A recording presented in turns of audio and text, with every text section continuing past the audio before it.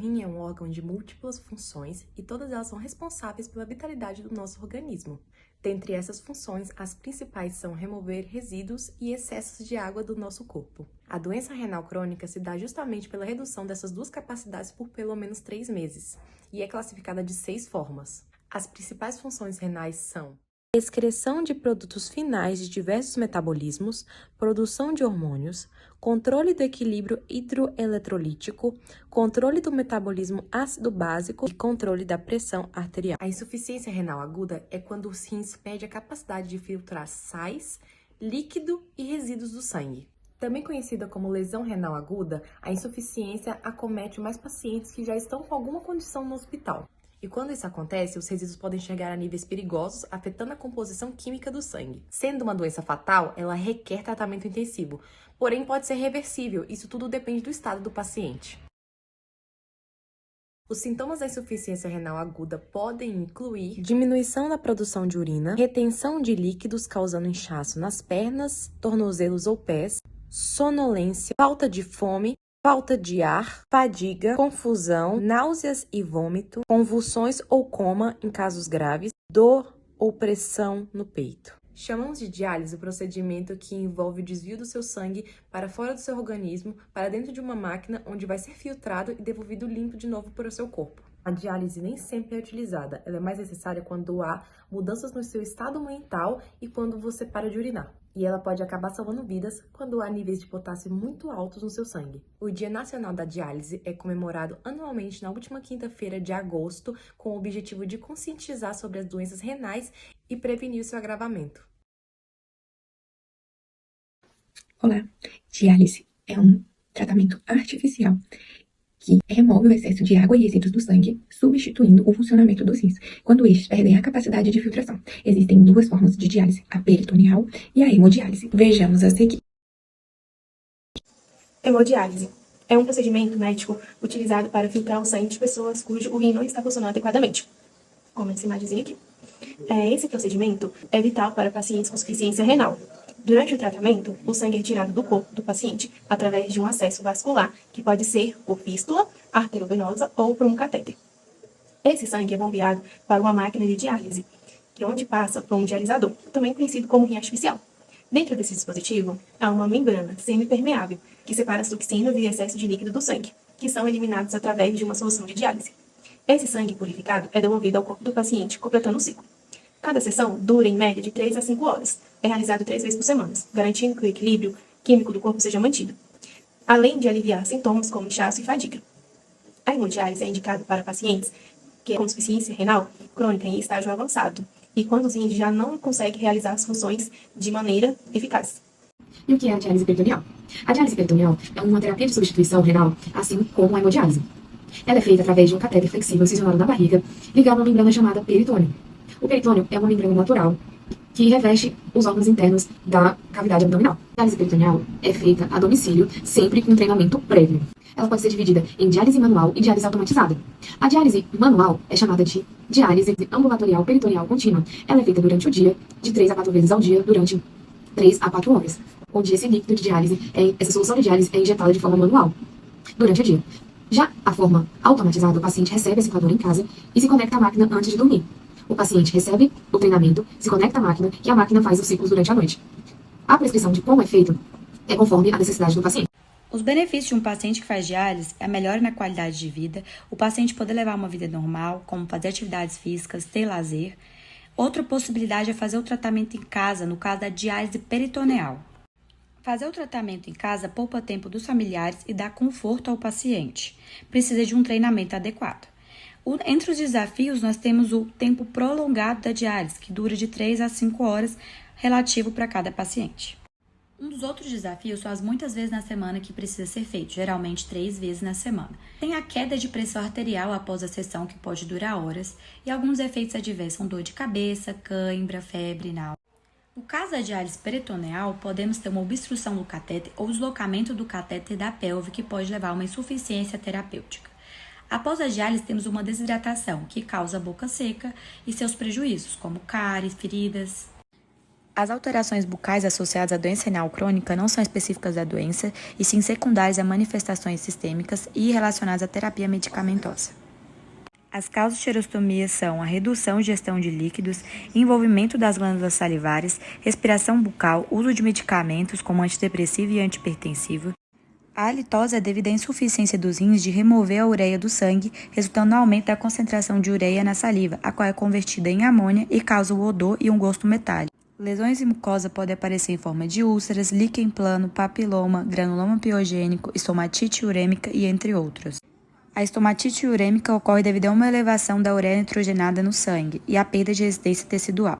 Mesmo com dieta rica em carboidratos devido à restrição de proteínas, vários estudos evidenciam que a prevalência de cárie nesses pacientes é menor, devido à alta concentração de amônia. A diminuição da função renal está relacionada à doença periodontal, assim como alterações ósseas, como desmineralização, perda de lâmina dura e do osso alveolar. Hemorragia em pacientes com doença renal crônica. Os pacientes que precisam se submeter a hemodiálise necessitam de uma maior atenção aos sangramentos, tanto durante procedimentos odontológicos cirúrgicos como no pós-operatório. Esses pacientes terão maior chance de apresentar problemas hemostáticos, distúrbios plaquetários e hematológicos.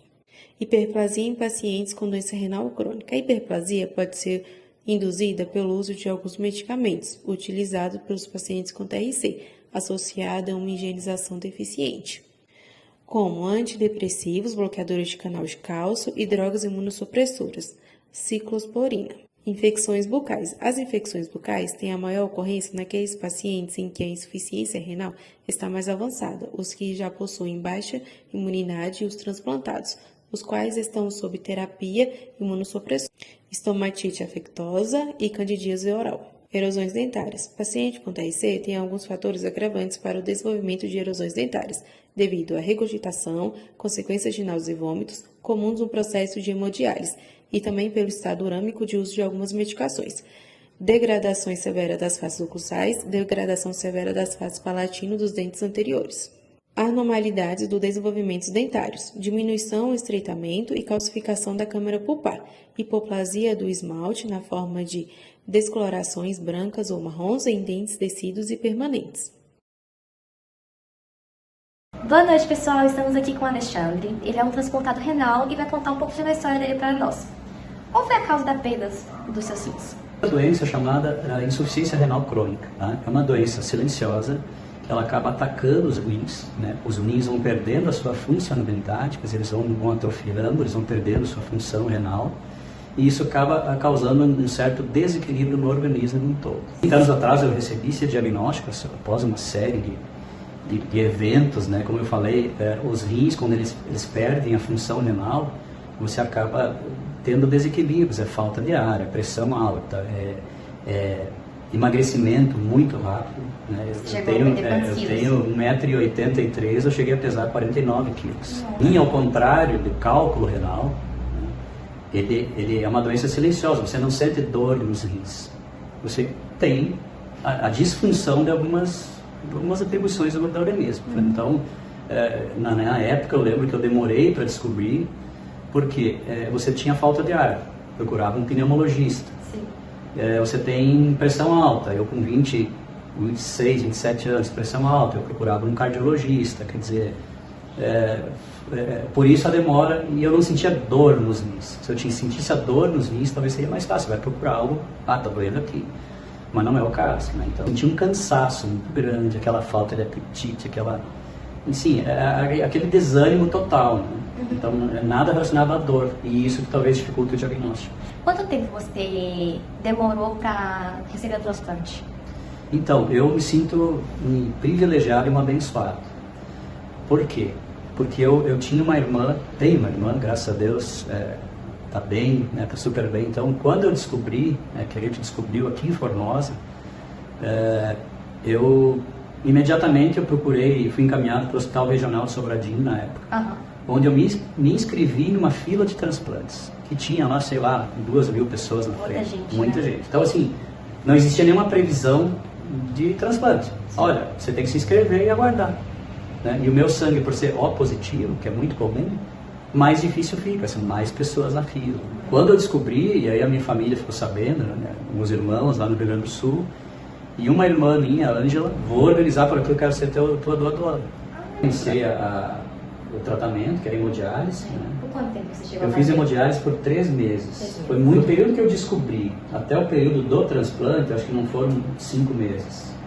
E a hora que eu transplantei, eu tinha uma disposição, um apetite, assim, minha vida mudou totalmente. Uma vontade de viver, né? Alguma dessas alterações chegou a sentir pela boca?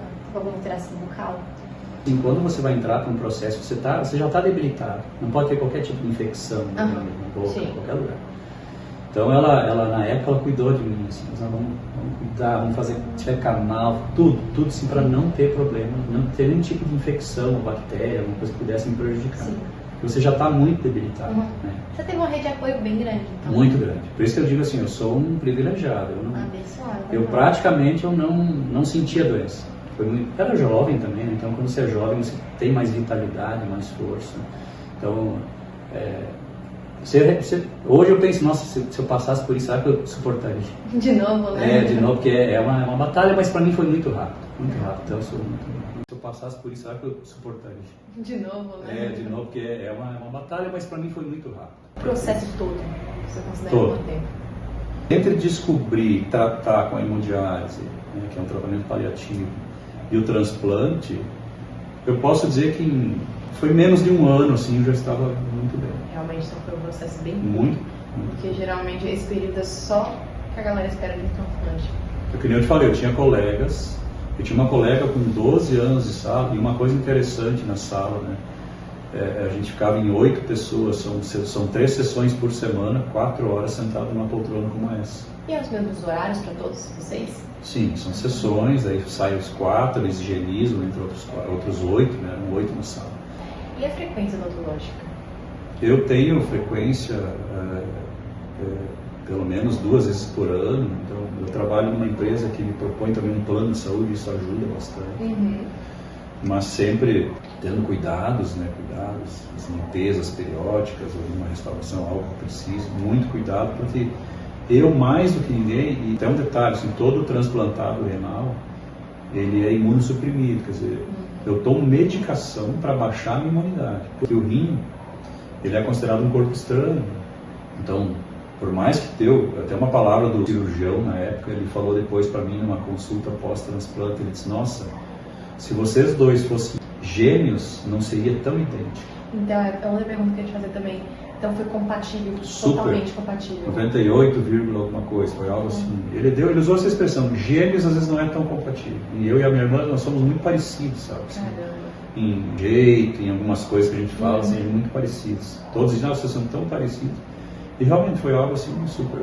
Então, parecidos até de rins. A gente os mesmos.